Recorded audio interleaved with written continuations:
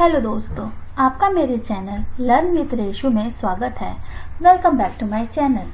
आज मैं आपको स्ट्रिंग कैसे कंपेयर, कॉन्केटिनेट और सबस्ट्रिंग होती है उसको एक्सप्लेन करूंगी इस वीडियो में।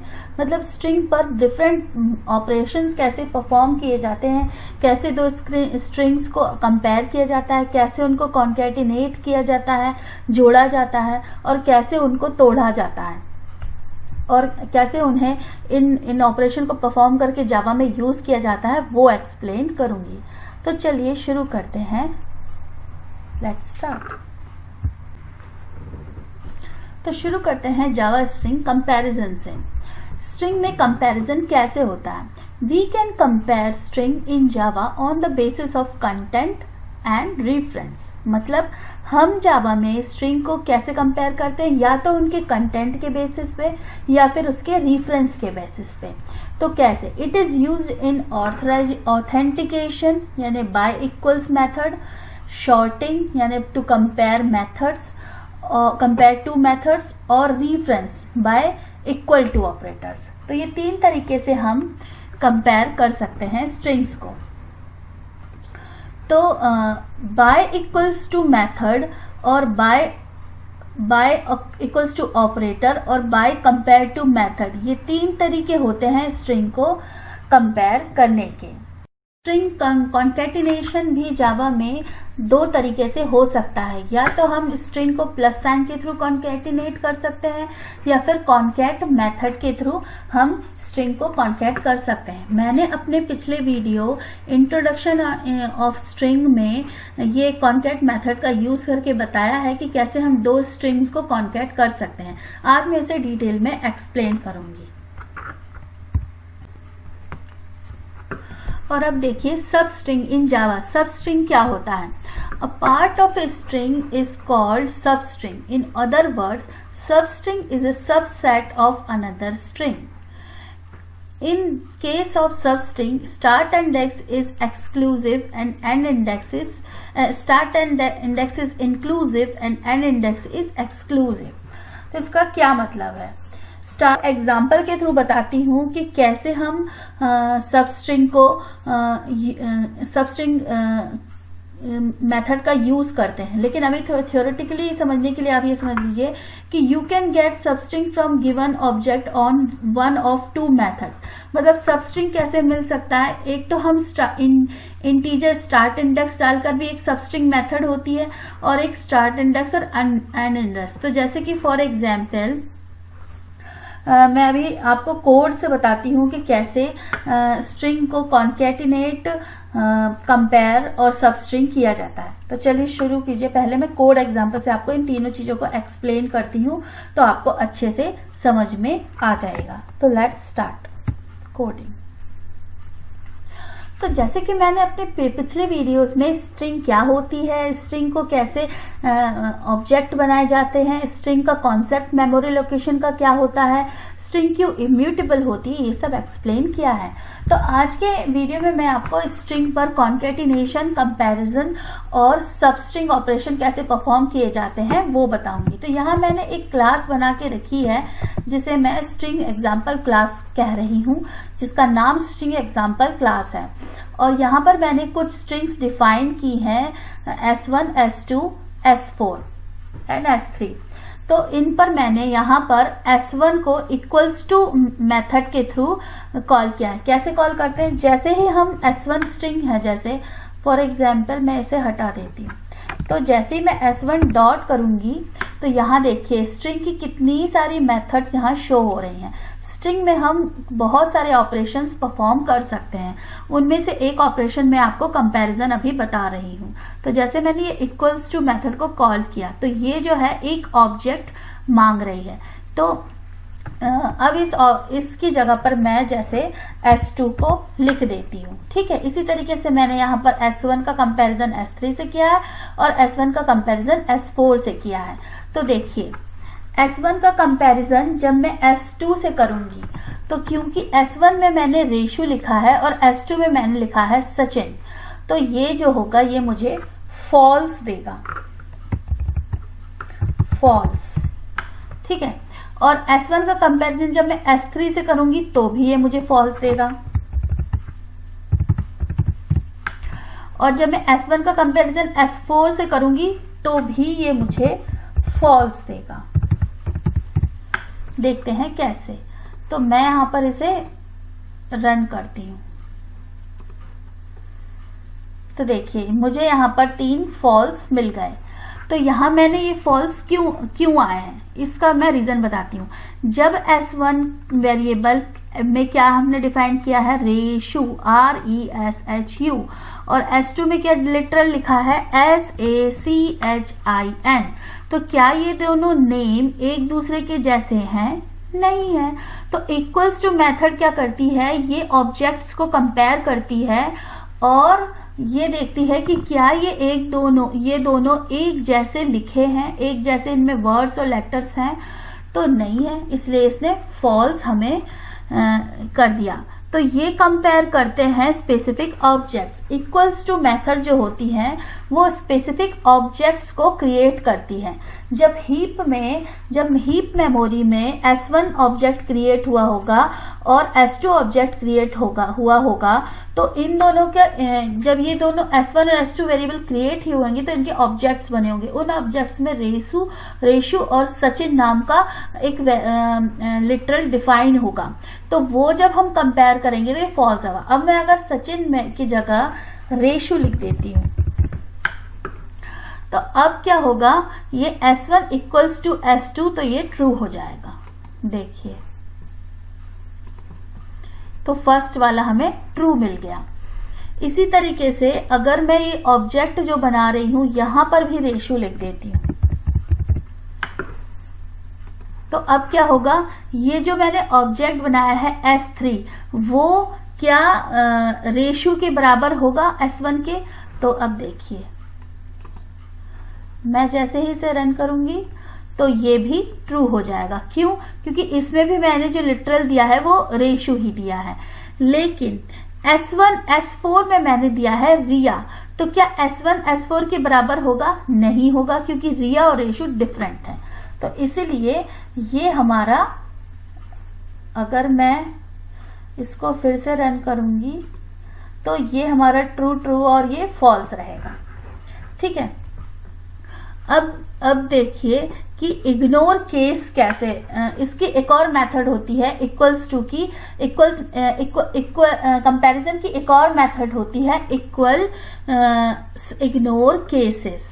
तो जैसे, क्योंकि यहाँ पर मैंने रेशो फर्स्ट लेटर कैपिटल और बाकी सब लेटर स्मॉल लेटर्स में लिखे हैं, लोअर केस में लिखे हैं, तो जैसे अगर मैं इसे पूरा कैपिटल लेटर में लिख देती हूँ, ठीक है, तो क्या अब S1 और S2 इक्वल्स टू होंगे?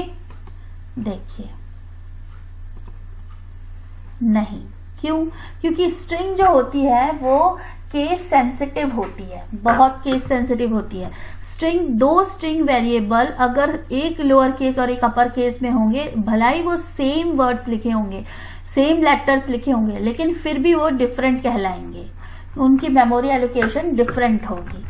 तो इसी तरीके से जब हम स्ट्रिंग का ऑब्जेक्ट बनाएंगे तो वो भी डिफरेंट कहलाएगा। जैसे अगर मैं यहां करूं और अब S1 को S3 से कंपेयर करूं तो ऑब्जेक्ट्स जब बनेंगे तो भी ये डिफरेंट होंगे। देखिए तीनों फॉल्स आ गए।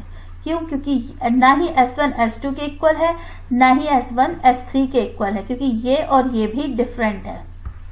ठीक है, और ये तो इक्वल टू है ही नहीं। अब मैं यहां पर आपको बताती हूं इग्नोर केस का। जैसे अगर मैं यहां पर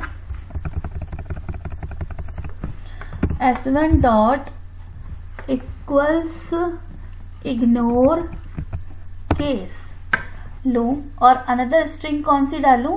S2। ठीक है, अब क्या आने वाला है, अब मैंने यहां इग्नोर केस कर दिया है, तो अब क्या आएगा देखिए, तो अब आया ट्रू।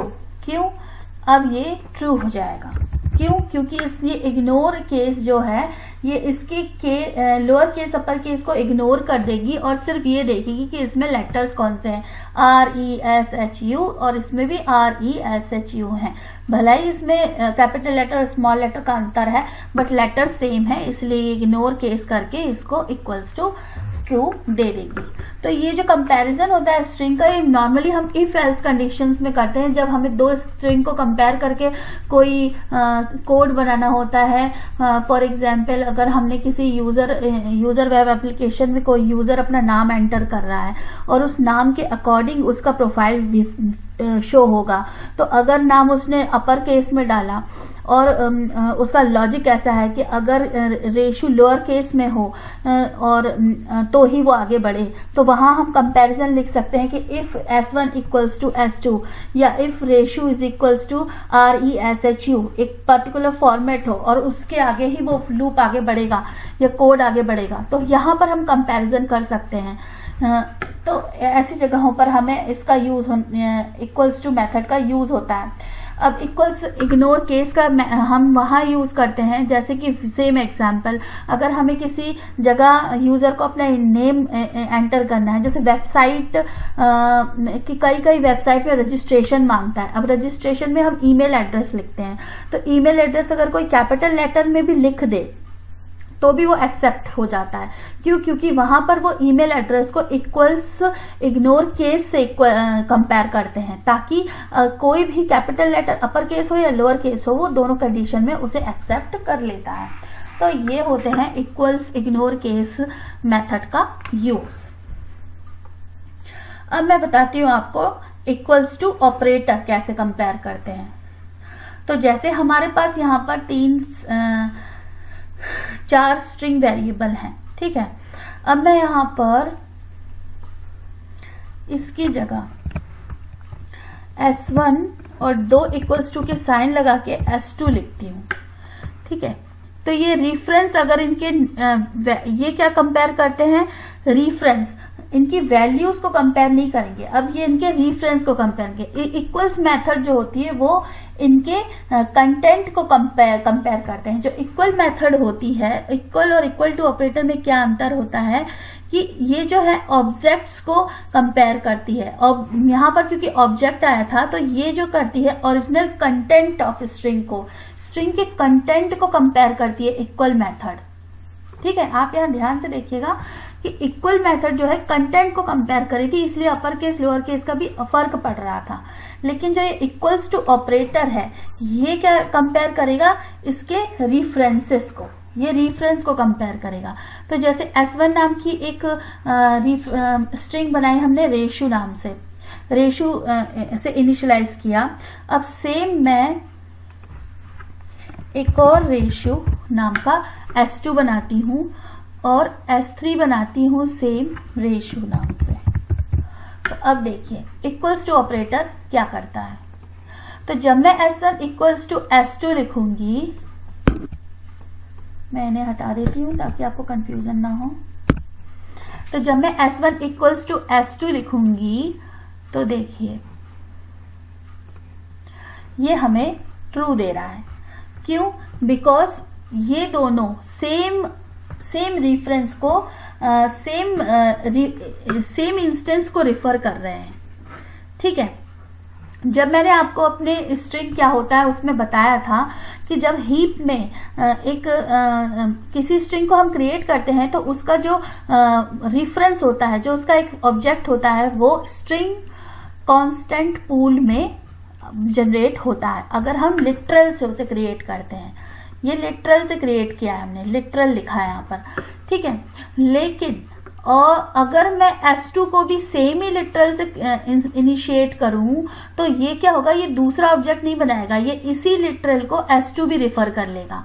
मतलब यहाँ जो मेमोरी में इन दोनों के वेरिएबल क्रिएट हुए होंगे वो एक ही जगह हुआ होगा। तो मेमोरी में सिर्फ एक रेशो बना होगा, बस ये दो अलग अलग वेरिएबल उस एक रेशो को रिफर कर रहे हैं। तो इसलिए ये दोनों इक्वल हैं। क्यों? क्योंकि ये दोनों ही सेम इंस्टेंस को रिफर कर रहे हैं। लेकिन S3 जब मैं S1 इक्वल्स टू S3 लिखूंगी तो ये मुझे फॉल्स देगा। देखिए कैसे, ये मुझे फॉल्स दिया।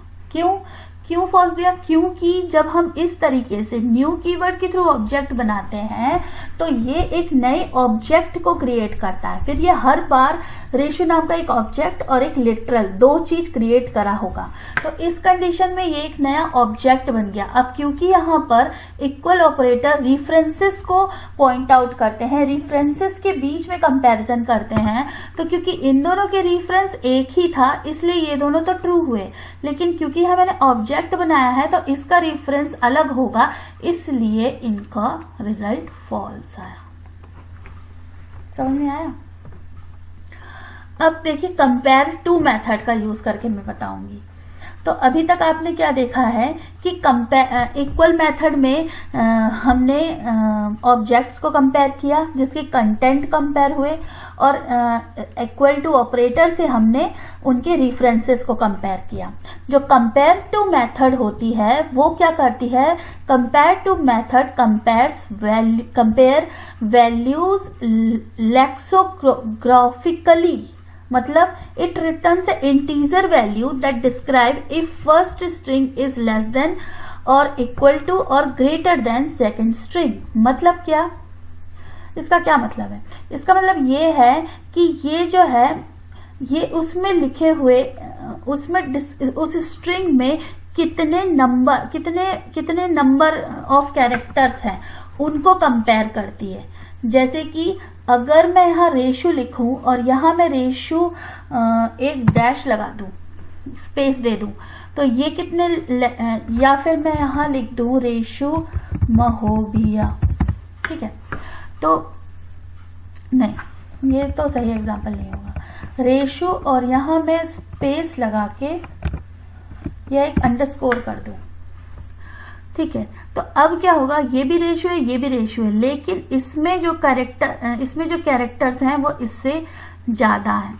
तो नंबर ऑफ कैरेक्टर्स को कंपेयर करता है, कंपेयर टू मेथड, कि ये इनसे ज्यादा है या कम है, ठीक है? तो अगर कैरेक्टर ज्यादा हुए तो वो पॉजिटिव वैल्यू रिटर्न करता है, और अगर कैरेक्टर कम हुए तो वो नेगेटिव वैल्यू रिटर्न करता है। तो कैसे? देखिए, जैसे कि मैं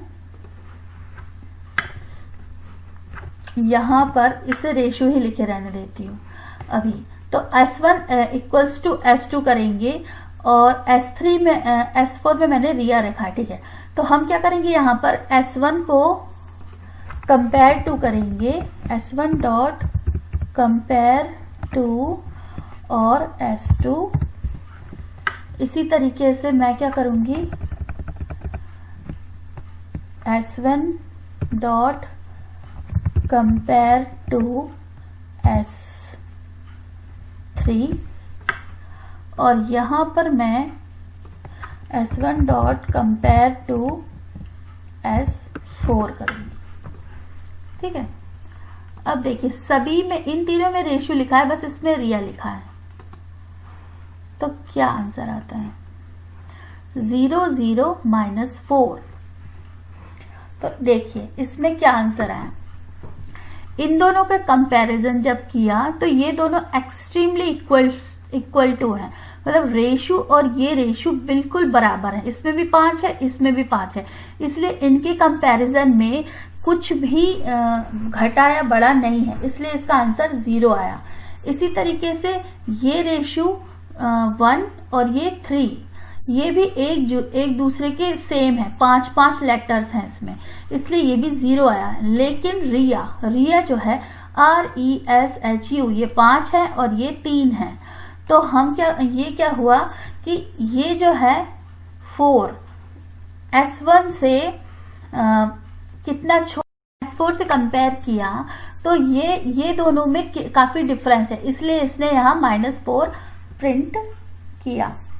अब चलिए मैं आपको स्ट्रिंग में कॉन्केटिनेशन कैसे होता है वो एक्सप्लेन करती हूँ। तो जैसे कि मैंने आपको बताया स्लाइड्स में कि कैसे स्ट्रिंग कॉन्कैटिनेट होती है। स्ट्रिंग दो तरीके से कॉन्कैटिनेट होती है, प्लस लगाकर या कॉन्कैट मेथड का यूज करके।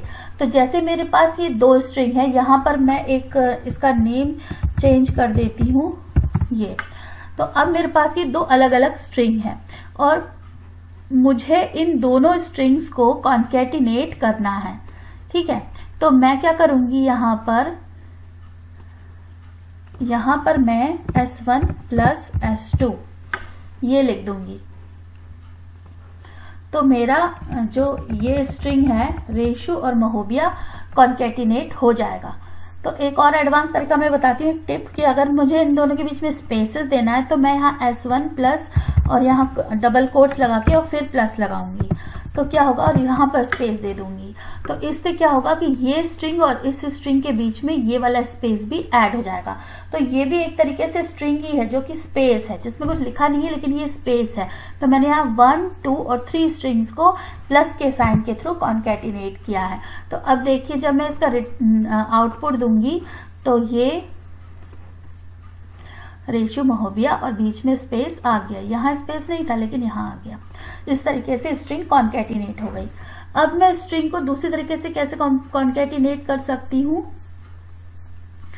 मैं स्ट्रिंग को अपेंड जो मेथड होती है उसके थ्रू भी कॉन्कैटिनेट कर सकती हूँ।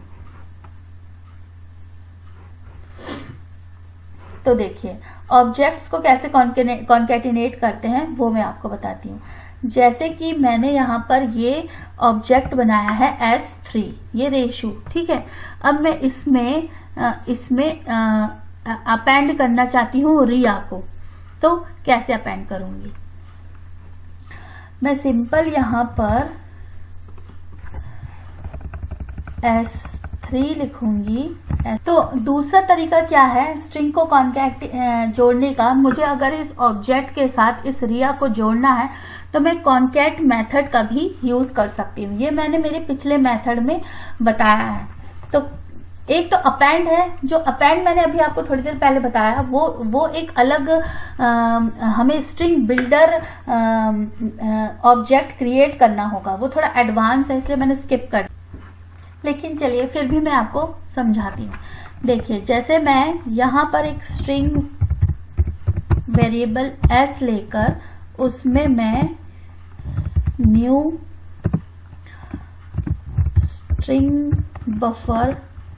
स्ट्रिंग बिल्डर का ऑब्जेक्ट बनाती हूँ, ठीक है। तो जब मैं स्ट्रिंग बिल्डर का ऑब्जेक्ट बनाऊंगी तो अब मैं क्या करूंगी, यहाँ पर इसमें मैं अपेंड कर दूंगी डॉट अपेंड, और इसमें मैं कर सकती हूँ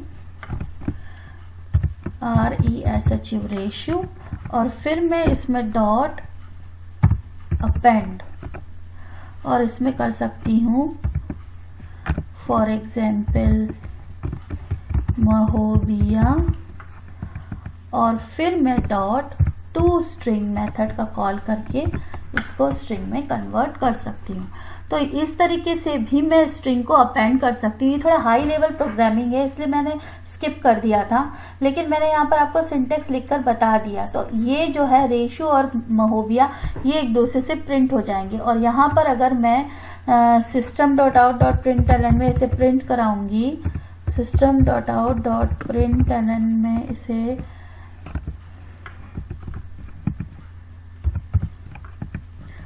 मैं इसे प्रिंट कराऊंगी तो ये क्या प्रिंट करेगा, ये प्रिंट करेगा रेशु महोबिया।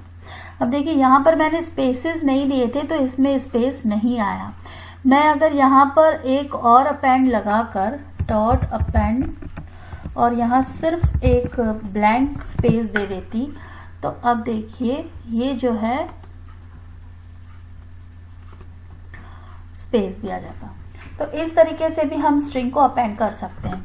एक दूसरा तरीका भी है कॉन्कैटिनेट के थ्रू। हम स्ट्रिंग में कॉन्कैटिनेट मेथड का यूज करके, कॉन्कैट मेथड का यूज करके भी स्ट्रिंग को अपेंड कर सकते हैं। वो कैसे करते हैं देखिए, जैसे यहाँ पर S1, S2, S3, S4 हमारे पास 4 स्ट्रिंग है। तो मुझे S1 को S2 से कॉन्कैटिनेट करना है। तो मैं क्या करूँगी, यहाँ पर एक नई स्ट्रिंग, ये हटा देती हूँ मैं रिया को, या मैं S1 को S4 से कॉन्कैटिनेट करती हूँ। तो यहाँ मैं एक स्ट्रिंग कॉन नाम से बनाती हूँ और यहाँ मैं क्या करूँगी, S1 co dot concat S4। ठीक है, जब मैं S1 को S4 से कॉन्कैट करूँगी और यहाँ पर मैं कॉन वेरिएबल को प्रिंट करूँगी तो रेशो रिया करके आ जाएगा, रेशो रिया। अब यहाँ पर देखिए, मुझे अगर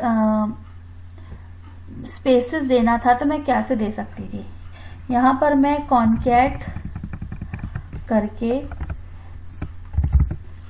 यहाँ स्पेस देती डॉट, फिर मैं कॉन्कैट मेथड का यूज़ करके S4 कर सकती हूँ। तो ये मैं चेन की तरह भी यूज़ कर सकती हूँ। अगर मैं ऐसे यूज़ करूँगी तो अब देखिए क्या होगा, रेशो रिया के बीच में स्पेसेस आ गए। तो इस तरीके से स्ट्रिंग में हम कंपैरिजन और कॉन्कैटिनेशन करते हैं। अब मैं आपको स्ट्रिंग में सबस्ट्रिंग कैसे स्ट्रिंग में सबस्ट्रिंग मेथड का कैसे यूज करते हैं वो बताती हूँ। तो देखिए, जैसे यहाँ पर मेरे पास ये रेशो नाम का स्ट्रिंग पहले से इनिशियलाइज है। ठीक है, मैं इन सब चीजों को अब हटा देती हूँ। तो ये रेशो S1, अब मुझे इसका इस S1 का जो है यहां से चाहिए SHU चाहिए बस, और RE नहीं चाहिए। मतलब मुझे इसकी सबस्ट्रिंग क्या चाहिए, SHU। तो मैं क्या करूंगी, यहां पर S1 डॉट, तो S डॉट सबस्ट्रिंग लगाकर मैं यहां पर जैसे लिखती हूं 2,5। ठीक है, तो अब ये मुझे क्या देगा, SHU। क्यों, क्योंकि यहां देखिए 1 2, तो 2 के बाद 3 4 5, ये जो है 2 से लेकर 5 तक की सारी वैल्यूज देना था। तो 1 2 और 3 4 5, तो 2 के बाद जितनी भी वैल्यूज हैं वो इसने मुझे यहाँ प्रिंट कर दी। तो इस तरीके से हम स्ट्रिंग को बीच में से कोई वैल्यू अगर लेनी हो, तोड़नी हो तो हम लेते हैं। अब मैं अगर यहाँ पर इसको 0 कोई सिर्फ 5 लिखती,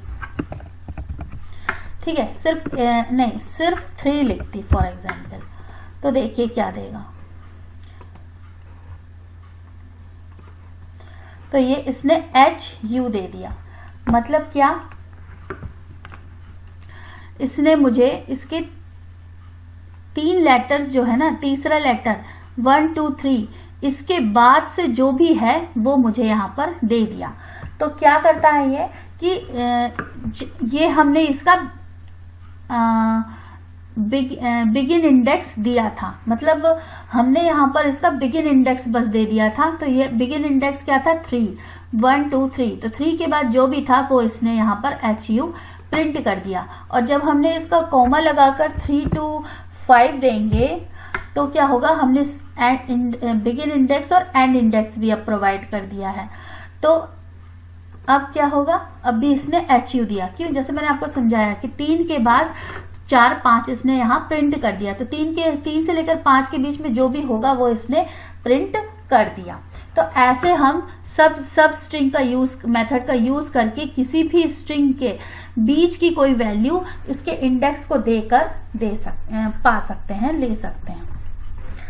ठीक है, तो मुझे लगता है कि आपको ये समझ में आया होगा कि कैसे हम स्ट्रिंग को कंपेयर करते हैं इक्वल्स मेथड के थ्रू और इक्वल्स इग्नोर केस के थ्रू। कैसे हम स्ट्रिंग्स को कॉन्कैटिनेट करते हैं, तो कॉन्कैट मेथड के थ्रू और प्लस सिंबल के थ्रू, अपेंड मेथड के थ्रू भी हम कॉन्कैटिनेट कर सकते हैं, मैंने आपको बताया। और कैसे हम सब स्ट्रिंग किसी स्ट्रिंग का ले सकते हैं। तो मैं आशा करती हूँ कि आपको मेरा ये वीडियो समझ में आया होगा और स्ट्रिंग पर होने वाले डिफरेंट ऑपरेशंस को डीपली मैंने एक्सप्लेन किया है, तो वो आपको समझ में आए होंगे। अगर आपको मेरे चैनल पे वीडियो समझ में आ रहे हैं, अच्छे लग रहे हैं, तो आप मेरे चैनल को सब्सक्राइब कीजिए और लाइक बटन को ज़रूर दबाइए। आप मुझे कमेंट भी डाल सकते हैं कि अगर आपको कुछ नए वीडियोस चाहिए या कुछ नए टॉपिक्स पे वीडियो चाहिए, मुझे कमेंट में लिख सकते हैं। आज के लिए बस इतना ही। Thank you very much. Bye bye.